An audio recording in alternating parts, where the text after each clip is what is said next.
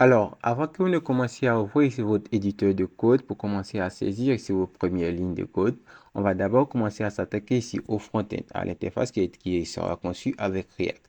Donc là, on va analyser ensemble cette interface et voir comment est-ce qu'on pourrait faire ici pour pouvoir aller vite. On va essayer de décomposer ici toute l'interface qui a actuellement été représentée sous forme de composantes. Donc, ici, on a ici une page web classique et là, j'ai ici un fichier de guide qui va me permettre de lister ici les différentes composantes qui vont composer cette application qui est à moitié faite. D'accord. Là, on voit que là, ici, on a ici une top bar avec ici un menu. Donc là, ici, on peut classer ici tout ce bloc-là dans une barre ici de navigation. Donc là, on peut dire qu'on aura ici une composante qui va représenter ici la navigation. Ou alors la navigation principale. On dira qu'on aura une composante qui représentera ici la navigation principale. Ensuite, ici, on a ici la barre de recherche et le bouton rechercher. Et ça, on peut aussi mettre ici dans une composante à part. Donc, on peut créer ici une nouvelle composante qu'on va appeler Sige, qui va permettre de contenir et la barre de recherche et le bouton rechercher. Donc là, on a une composante pour ça, une composante pour ça, et la main navigation, elle va contenir tout ça. Ou alors, si vous préférez, on peut ignorer ça, c'est-à-dire on peut faire ça et ignorer, et on va envelopper tout ça au niveau ici de la main navigation. Donc là, c'est optionnel pour la composante Sige. Pour le test, me connecter et m'inscrire feront partie ici de la composante main navigation principale. Donc tout ça, ça sera ici dans la même composante. Donc tout ce bloc-là, de ce bloc de là-haut à cet endroit, ça va appartenir ici à la même composante. Ensuite, si on quitte là et qu'on arrive à ce niveau, on voit que là, on a ici une composante qui dit qu'on alignera collection, meilleur produit, collection 2024. Donc là, ici, cette composante-là, cette partie-là, on peut lui dire que ça sera ici le héros ici de notre application. Ou alors, on peut dire que ça sera ici le slider. Mais puisque actuellement, ça ne slide pas, on va lui dire que ça sera ici une composante qu'on va appeler héros. Ou alors, encore, on peut encore aller plus loin et mettre ici le bouton visiter maintenant dans une composante à part. Mais on fera tout ça dans la composante héros.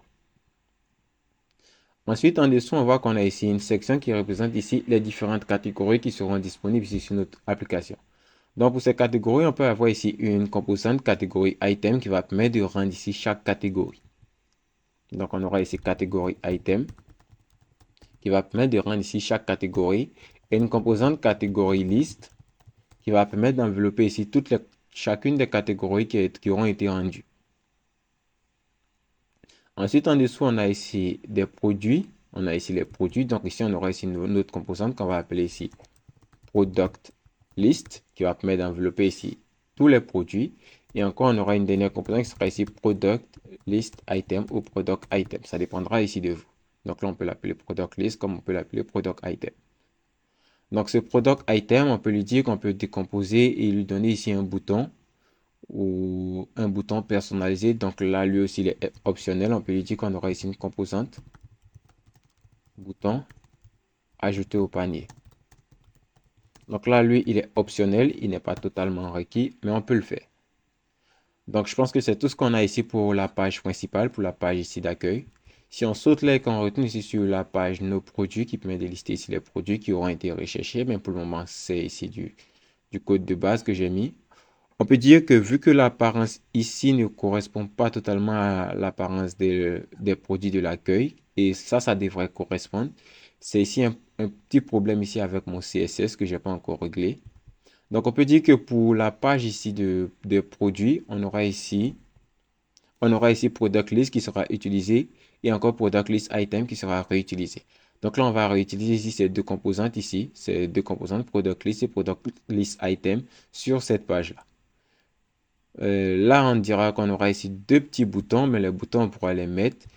Et on peut générer une composante pour ça aussi, mais on ne va pas trop s'embêter à faire avec. On va utiliser ici une bibliothèque d'icônes qui va nous générer ici des icônes.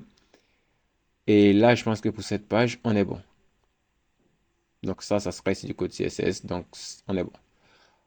Ensuite, le panier ne fonctionne pas pour le moment. On va aller au niveau de la page m'inscrit. Si on clique ici sur la page m'inscrit, on voit que là, ici, on peut créer ici deux différentes composantes. On peut créer ici une composante qui va permettre de récolter ici les inputs. Donc là, ça sera une composante personnalisée ici pour les inputs. Et on créera ici une composante personnalisée ici pour le bouton. Donc, on aura une composante personnalisée ici pour les inputs et une composante personnalisée ici pour les boutons. Donc, pourquoi est-ce qu'on crée ici des composantes personnalisées? Parce que si vous remarquez ici l'apparence ici des inputs et des boutons et qu'on retourne ici sur l'écran me connecter, c'est-à-dire la section login, on verra que là, on a à peu près la même apparence qui est mise ici en valeur. Donc là, voilà pourquoi est-ce qu'on va créer ici des composantes qui vont permettre de, comment je vais dire, qui vont permettre de matcher ici avec ici notre code pour qu'on puisse ici les réutiliser le plus facilement possible. Donc, du côté ici de notre application ici React, voilà un peu les composantes qu'on devra créer. Et pour la prochaine section, juste avant de démarrer, je vous invite à vous rendre ici dans la description pour que vous puissiez ici télécharger ici le code CSS initial que vous pourrez copier et mettre dans votre fichier index.css lorsque vous aurez fini de générer ici le projet.